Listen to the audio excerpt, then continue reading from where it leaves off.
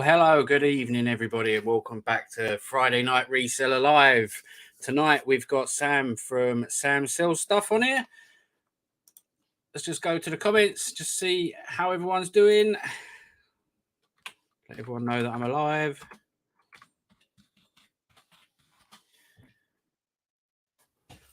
Oh, how's everyone been this week? How's everyone's sales? Anybody had any decent sales that they want to let me know about in the comments? Well, we got 6 people here. Yeah, no, nothing. I've had a pretty abysmal week, to be fair. So I'm assuming everyone else has, because if I haven't had a good week, then legally no one else is allowed to.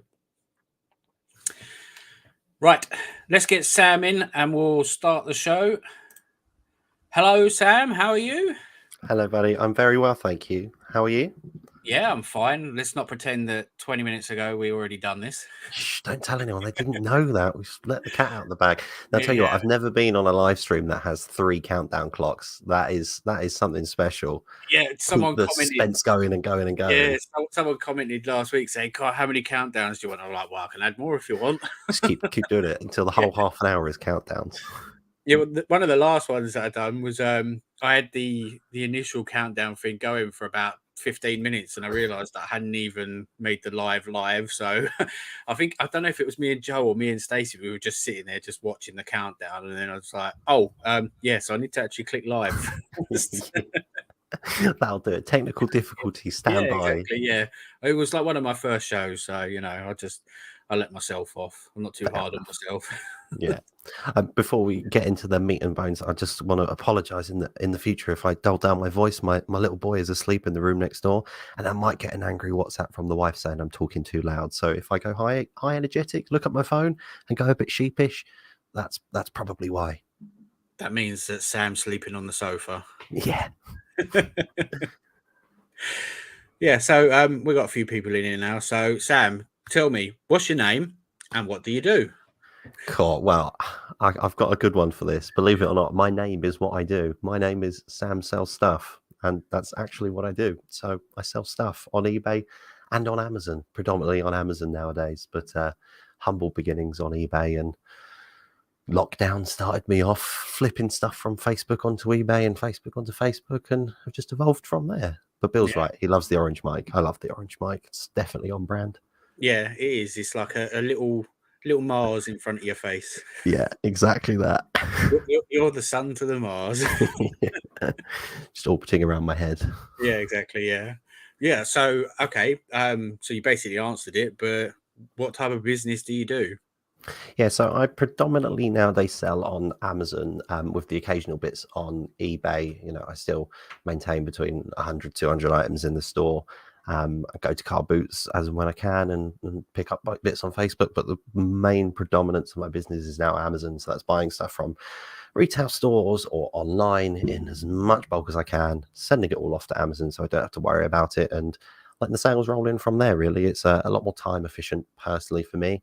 But nothing does quite beat the thrill of a hunt of going to a car boot and buying that one item for a couple of quid and flipping it for 3 figures. Yeah, there's a special place in everyone's soul for that. Yeah, I think no matter how well you're doing on something like Amazon, you're always going to be like, I'm going to go to that car boots house just in case. Scratch the itch. It's like a Thursday for me. I go to Ford Airfield, which is about in between you and I in terms of distance. Yeah, I thought about going there before, actually. Yeah. So I go there, I do the car boot in the morning, but then I do RA the whole way home. So I'm scratching both itches on that day. So, I do the supermarkets and the retail outlets and that sort of stuff. So I've got both bases covered for sure. But I need to kick my eBay side back into gear, and that's part of the plan for this year. Hopefully, touch wood, I should have someone starting this week for me to come in and list. Okay. And then that outsources the listing and the packing bit, so I can focus just on buying. And as long as it's still profitable overall, great. Yeah, I can do the good bit. Focus on the fun bit, yeah. Yeah, exactly. Yeah, okay. So how did you start your reselling business? Because I know you lost your job initially, didn't you?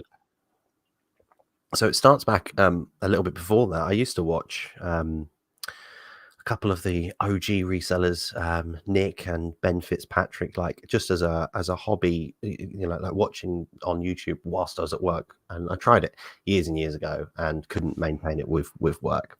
And then just before COVID, Carphone Warehouse closed all of their stores, all of their standalone stores, and I was a store manager of one of them, so made redundant a week before COVID. And I was like, what am I going to do with my life now? I can either look to go back into another job. I could have had the opportunity to go into Curry's, as it was one big company.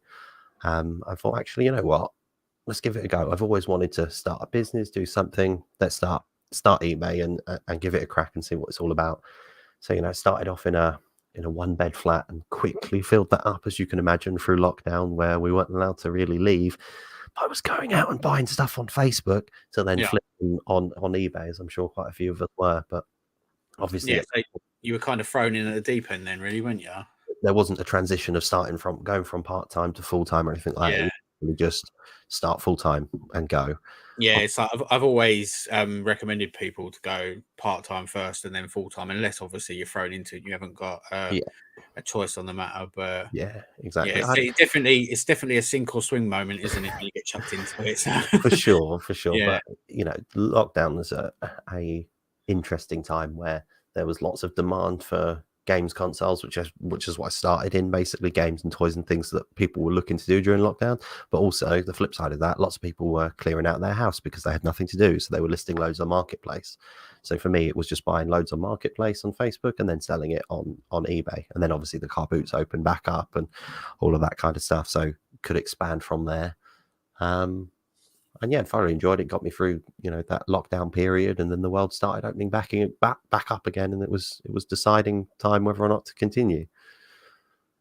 Yeah, I mean, I remember when lockdown, all the restrictions started to ease, and I've got an old video actually on my channel. There was literally about 20, 30 of us that turned up to Boots Down. There was one stall.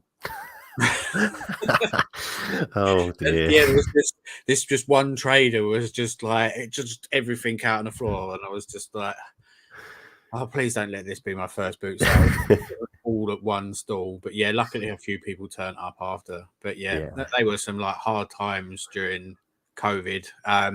But oddly, I don't know if it was the same for you and others, I was making more money in COVID than when COVID stopped being a thing, because one day COVID just stopped being, well, didn't it? It was like one day it was you're going to die from COVID, and the next day it was like, COVID? What's COVID? What's that? It's gone on to the next thing. I think because I started off in gaming stuff because it's something that I knew a little bit about. You know, we've got consoles behind me and stuff like that at the moment.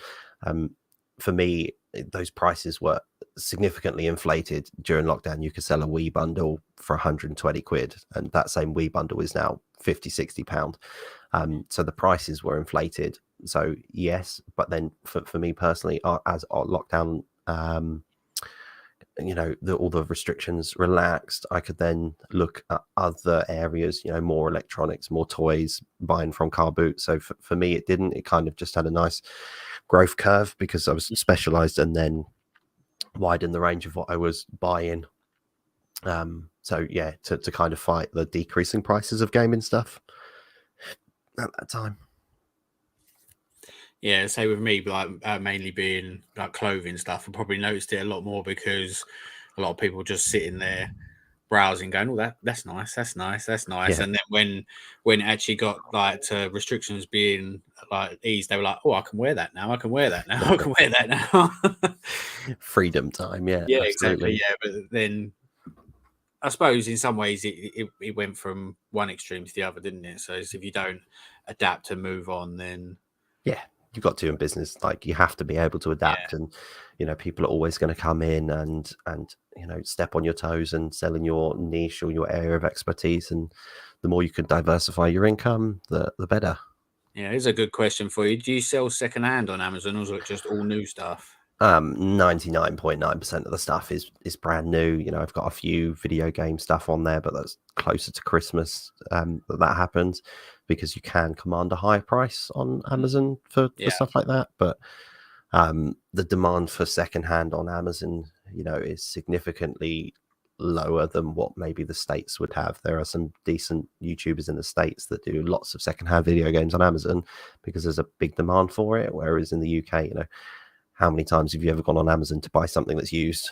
Yeah. Like, Zero is Like probably the most, answer. the same, yeah, most people go on, they're buying like new stuff, don't they? Yeah. Don't they have like they give like a 2-year warranty or something with?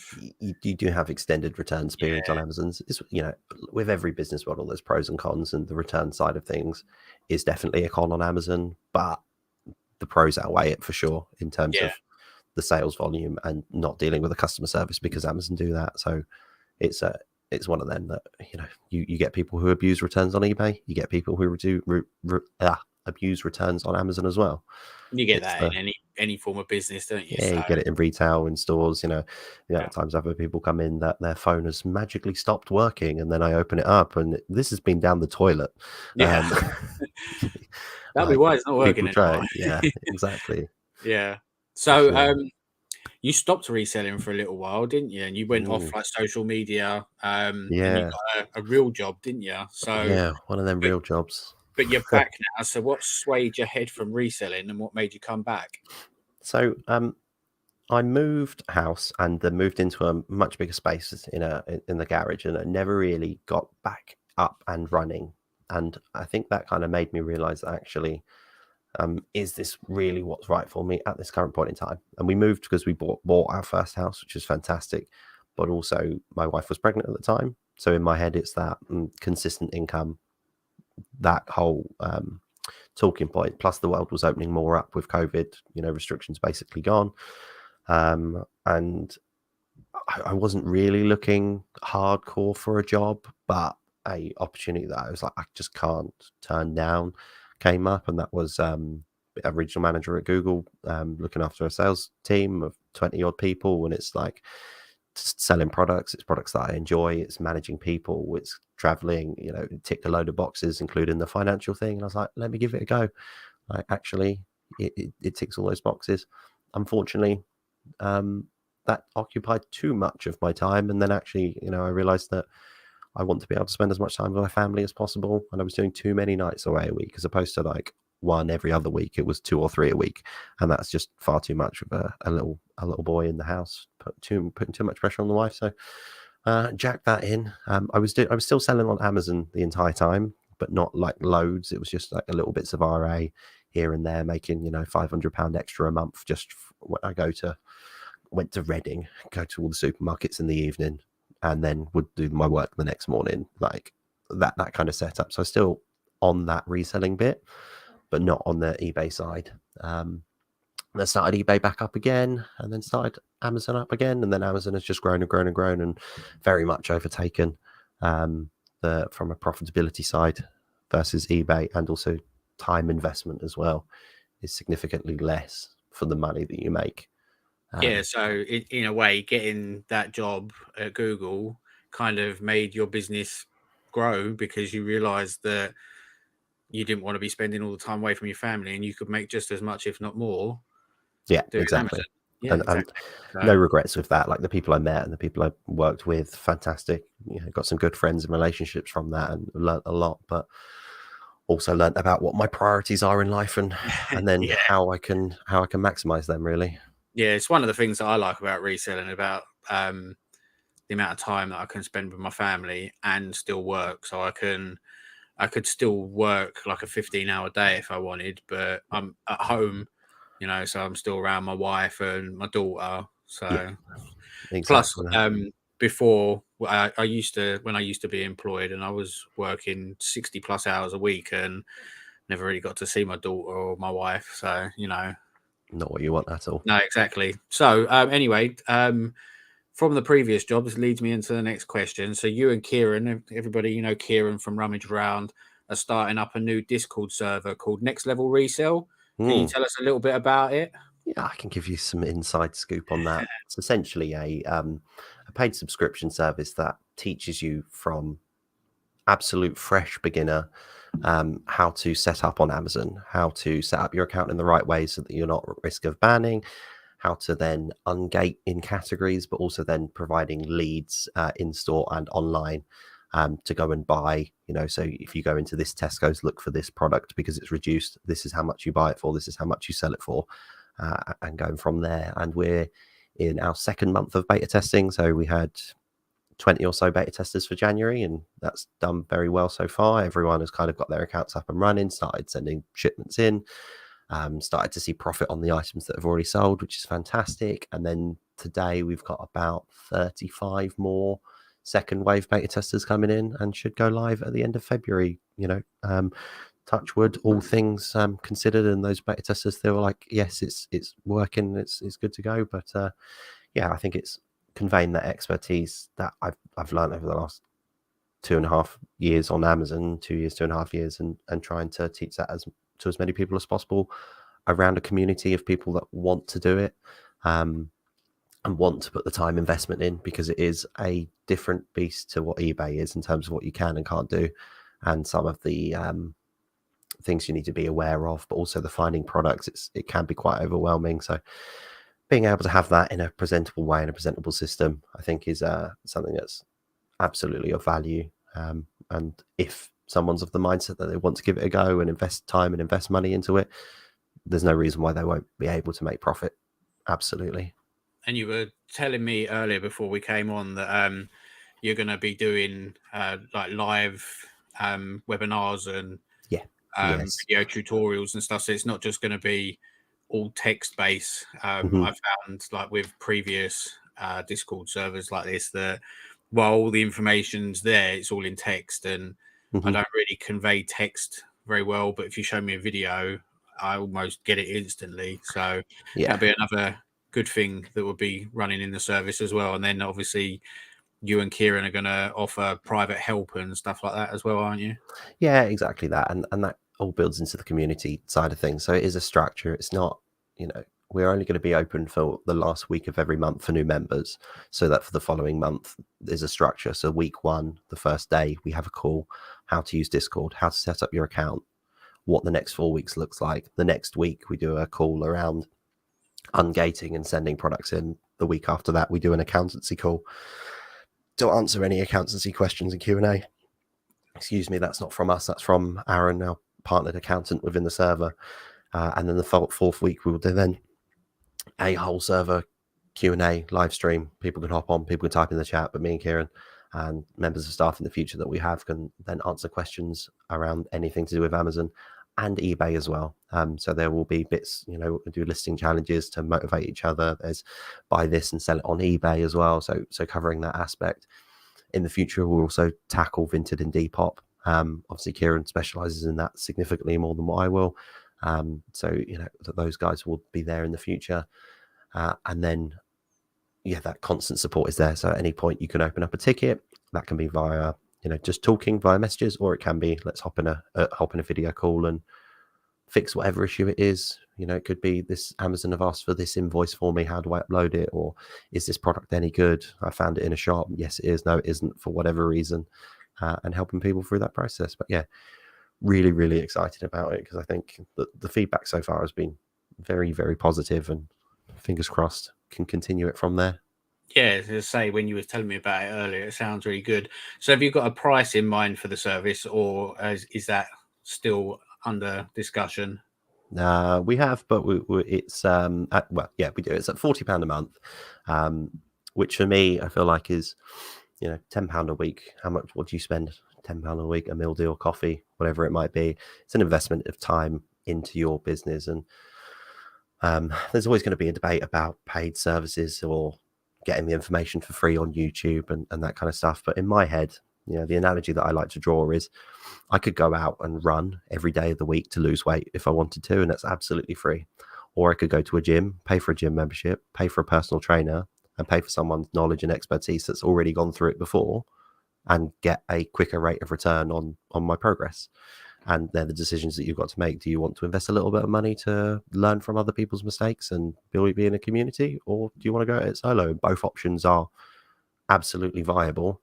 One will just take a little bit longer than the other. Yeah, I mean, there's always the argument that a lot of stuff is like readily available free, like, for example, like YouTube videos and stuff. Yeah. But what you're doing is you're being more specific. So where, like, a free video or whatever might show you some things that they have personally picked up, whereas like your community will be able to tell you exactly where that is, rather than in that sort of vicinity. So even though there's always that debate of why should I pay for something when I can get it for free, you're paying for everything on top of that. And Yeah, yeah, £10 a week, I think £10 a week is more than a fair price to be asking. Because yeah, like I say, if you smoke, for example, what's 20 cigarettes these days? It's over smaller the £10, isn't tenner, yeah. it? Yeah, exactly. So, or like going out and buying a takeaway or a magazine or anything like that. So yeah, and it's like it's not like your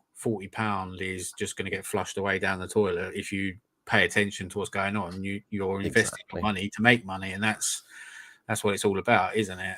Exactly that. It's just ultimately it's just another business expense that that people can invest in if they choose to, and don't have to if they don't want to. But it's something we're putting a lot of time and effort into, and yeah, excited about it for sure.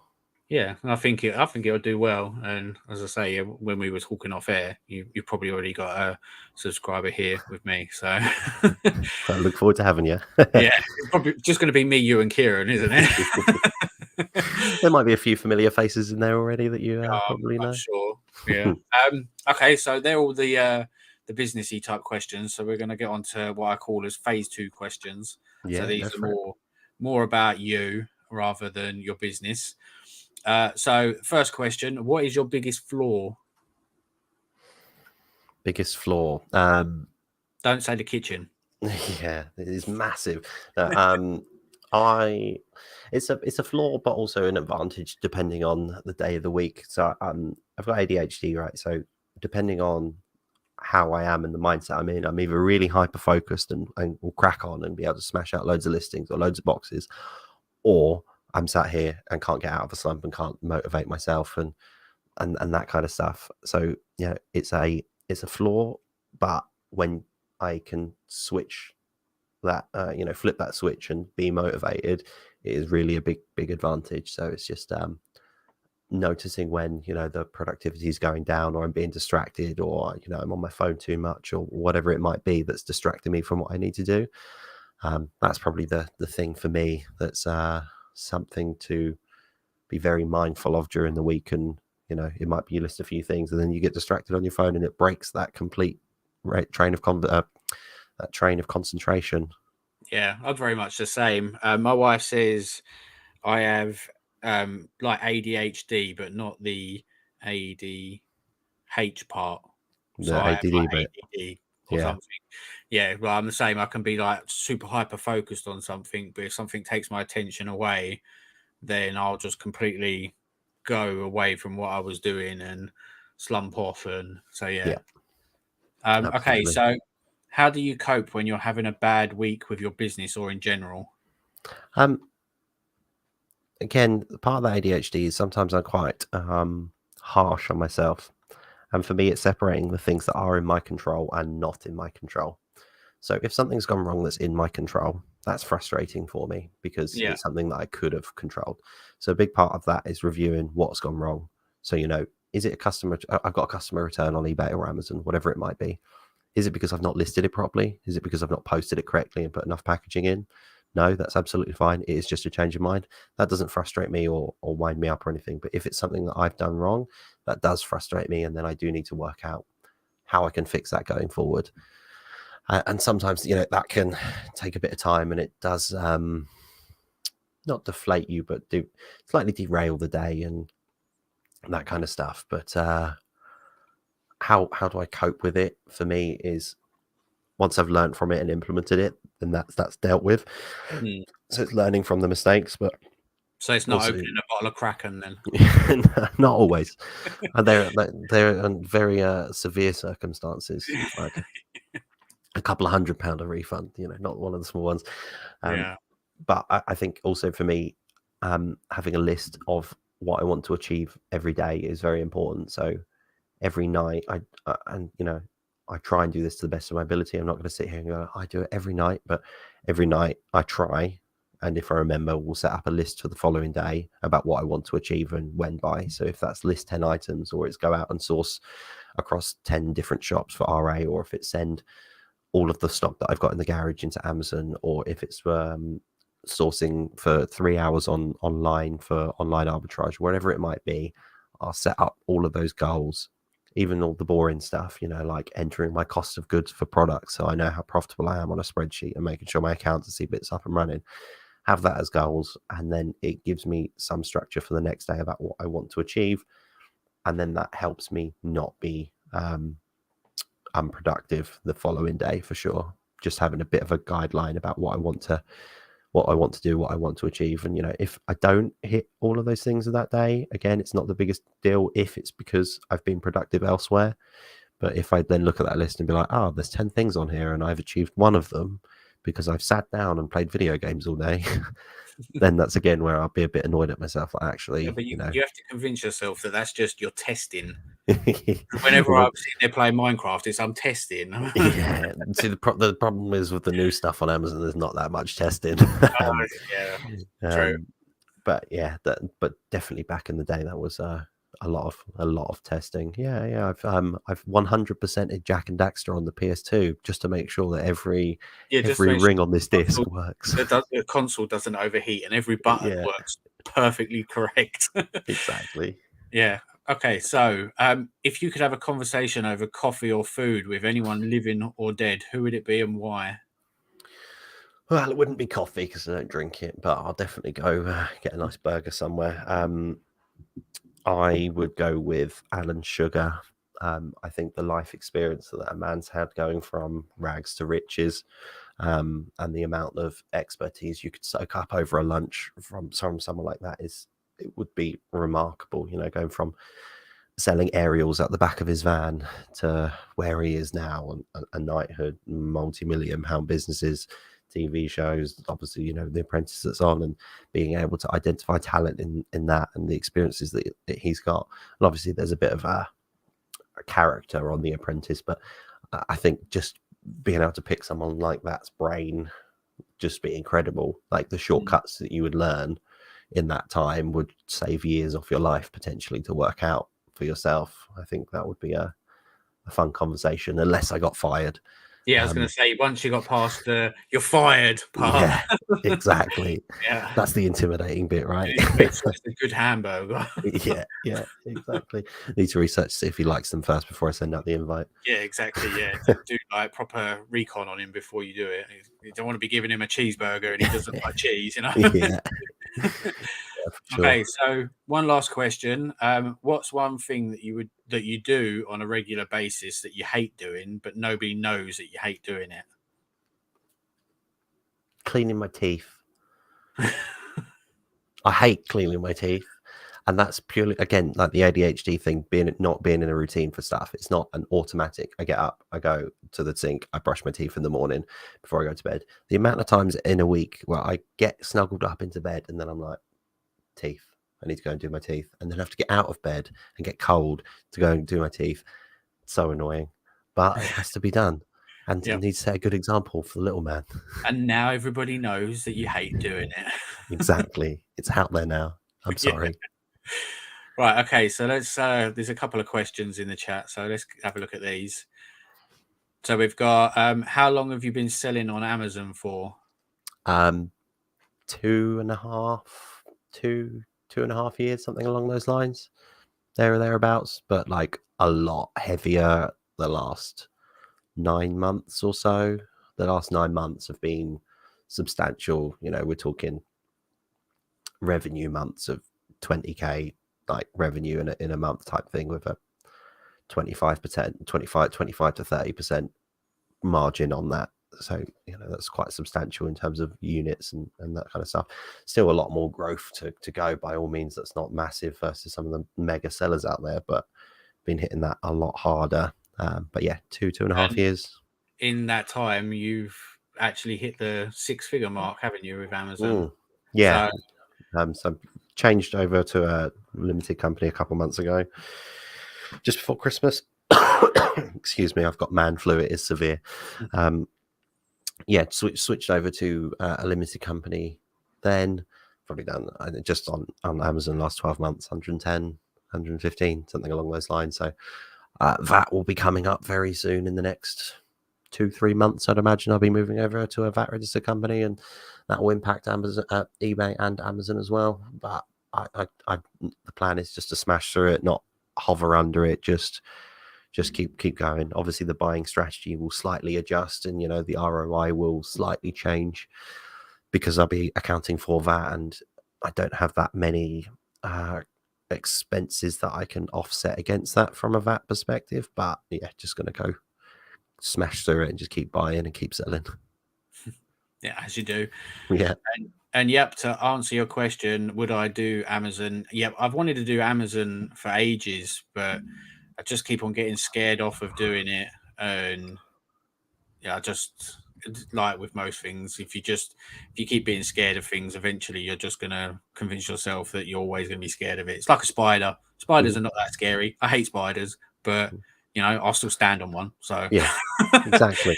that's the way I'm going to look at Amazon. Amazon is scary. It's still going to scare me, but I'm going to stand on it. So And I'll hold your hand whilst you stand on it, mate. It's fine. exactly. Yeah, that's why I'm going to join the group so that I can have people hold my hand to stand on it. Yeah, exactly. I think that's all the questions that were in there. Most people just saying hello. Just to show an answer to the question I started about anyone had any decent sales. Fix It has had £100 camera and a few. You've been selling Wii's. Hey. Do you know something that we don't know? Here you go. What's this? Surely most of your stock has VAT on it, seeing as it's from stores. Yeah, absolutely. And I can target items that are VAT exempt as well, and like baby category and stuff like that. And be strategic with how I'm sourcing to accompany that. But in terms of outside of stock write-offs, I'm not in a warehouse, I operate from my house at the moment, so there's not something I can write off there. Although I did look at a warehouse last week or the week before, so that might be coming up in the future. Can you not write part of, because you work from home and you work out of your garage? Can you not? Because when I do my taxes, I deduct. I can't remember the percentages because my friend does it for me. But because I work out of a room, I deduct some of that off of my expense. Can you not do the same thing? I honestly don't know. No, I wouldn't be in it. Like, I think I'm not an accountant. I did study it a little bit, so I kind of understand. But because it's a house that I own as opposed to a rented property, there's implications when you sell it. That potentially you have to pay back bits. But again, that's for Aaron to deal with, not me. That's why I pay him. I'm assuming in the group there'll be. Did you say Aaron was going to be one of? That's Aaron. Aaron will be our partner accountant, and we'll be doing a monthly stream.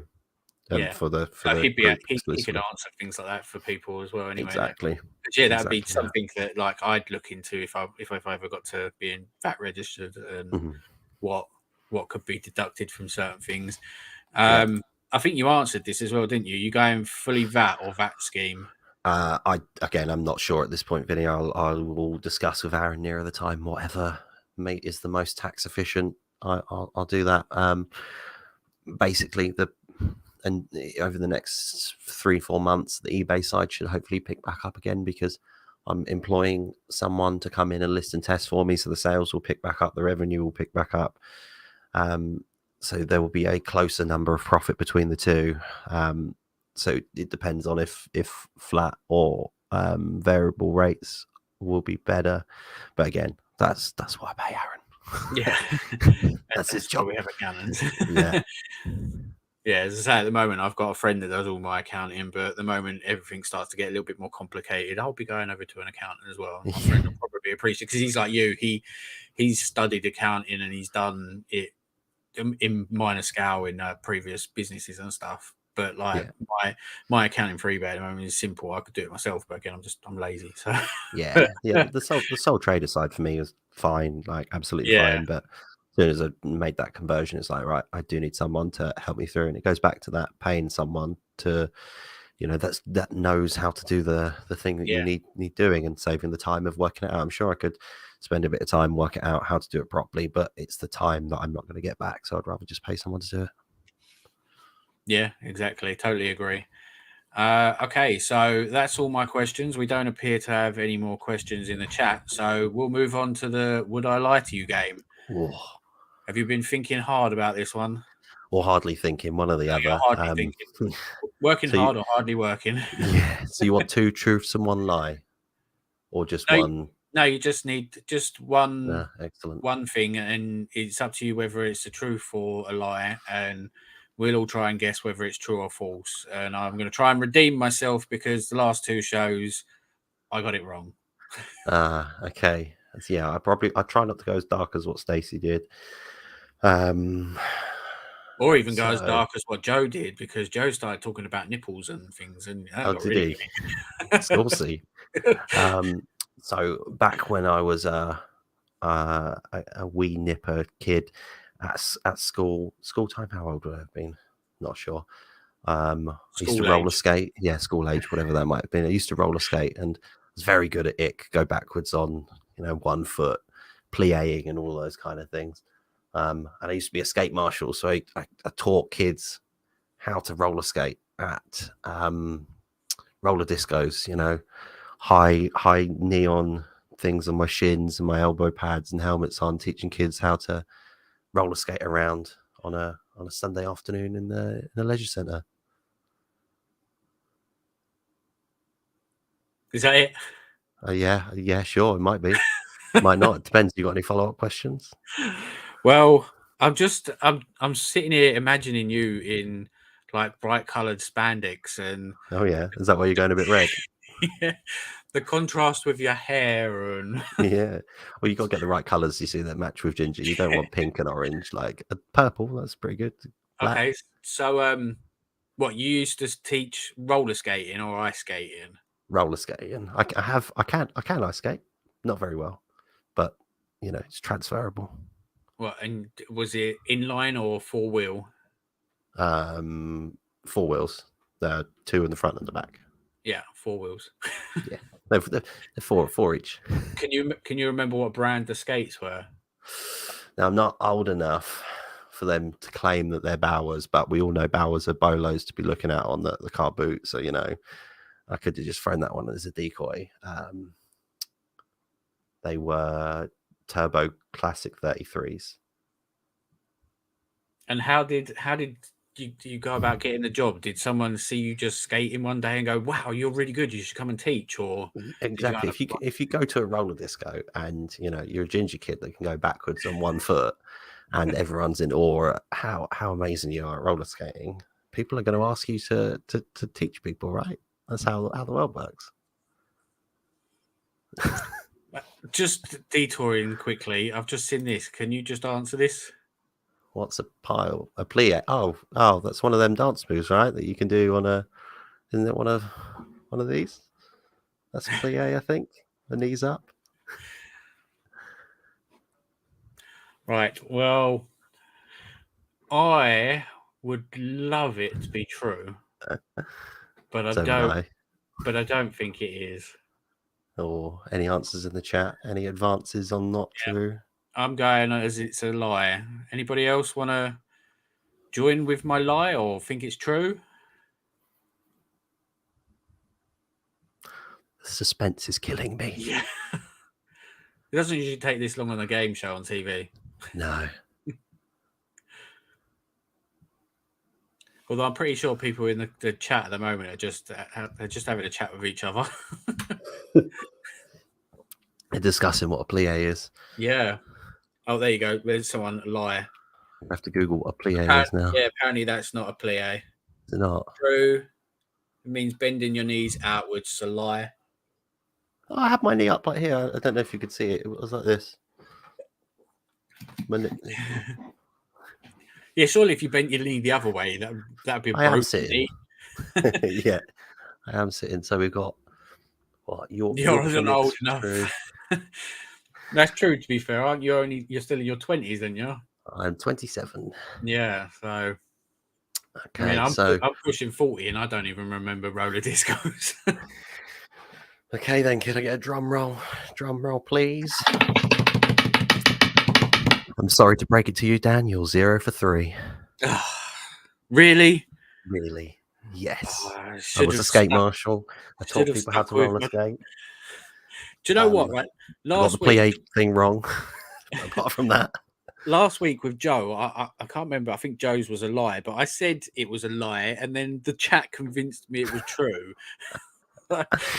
Oh dear, yeah. Did anyone in the chat get it? Oh, look, someone else. Yeah, True. Yorkshire mix. There we go. Big Yeah. up the Yorkshire So mix. Must have seen me, you yeah, know, Yorkshire out and mix. about. Give yourself an internet cookie because I haven't got any Yeah. prizes to give away. No, my mum got me into it from when she used to roller skate at roller rinks in the 80s and stuff, and her all brothers and sisters all did it, and then all of me and my cousins all inherited that and all went to a roller disco on a Sunday, and it was always fun. But I like some of the games that were like Bulldog, where you're going from one side to another, and there's people in the middle that are trying to stop you, and that's always fun. Skate marshals must have been rubbish at skating. Unfortunately, there's no videos out there on the internet yet Yeah. that will prove that or not. But yeah, I Isn't the thoroughly enjoyed it. saying "do as I say, not do as I do"? Something along those lines. But yeah, maybe we'll do a roller skater meetup, and then I can prove my worthiness or break a leg. Yeah. Either way, I'll be interesting to watch. Exactly, it's good content. Yeah. Anyway, Sam, well, thank you for coming on tonight. Thank you for having me. It's been great. You're welcome. Yeah. And I think we'll call it there. Next week, I've got Ryan from Rally Roots on. So really looking forward to that one. What a session. What a pull I am, eh? I know. I don't feel Yeah. demeaned at all. Yeah. So you got to be on before Ryan. So Yeah. he's got a lot to live up to. Well, there we go. What can I say? Make me blush. Right. Anyway, Sam, thanks for coming on, and I'll catch you later, and I'll see everybody later. Thanks, everyone. See ya. Bye.